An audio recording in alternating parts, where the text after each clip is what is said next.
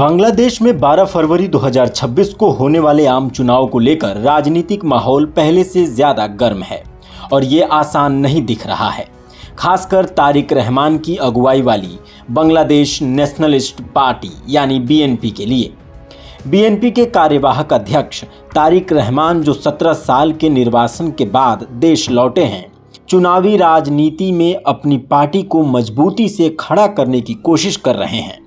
लेकिन राह बिल्कुल आसान नहीं है, क्योंकि पार्टी को कई तरह की चुनौतियों का सामना करना पड़ रहा है। एक बड़ी मुश्किल ये है कि बीएनपी के अंदर ही कई बागी उम्मीदवार हैं जो खुद चुनाव लड़ रहे हैं और पार्टी के वोटों को साझा कर सकते हैं। इससे बीएनपी की स्थिति कमजोर होने का डर है। सबसे बड़े विपक्षी दल अवामी लीग और उसकी नेता शेख हसीना को चुनाव से पहले ही प्रतिबंधित कर दिया गया है, जिससे राजनीतिक समीकरण पूरी तरह बदल गए हैं। बीएनपी और अन्य पार्टियों के बीच मुकाबला तेज है, खासकर जमाते इस्लामी के बाद गठबंधन की राजनीति भी चुनाव की दिशा तय कर सकती है।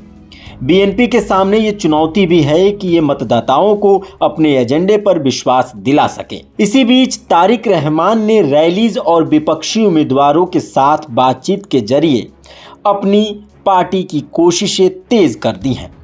राजनीतिक विश्लेषकों का मानना है कि ये चुनाव सिर्फ सत्ता प्राप्ति का मामला नहीं रह गया है, बल्कि बांग्लादेश की लोकतांत्रिक दिशा, युवाओं की भूमिका और बड़ी राजनीतिक ताकतों के बीच सामरिक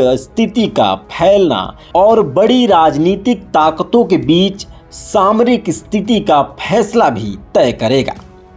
बीएनपी को मतदाताओं के बीच अपनी पकड़ मजबूत करनी है, बागियों का प्रभाव रोकना है और अलग अलग राजनीतिक समूहों के बीच तालमेल बनाना है, ताकि ये चुनाव में बेहतर परिणाम हासिल कर सकें। बांग्लादेश के इस होने वाले चुनाव के बारे में आप क्या सोचते हैं? कमेंट बॉक्स में ज़रूर लिखिए।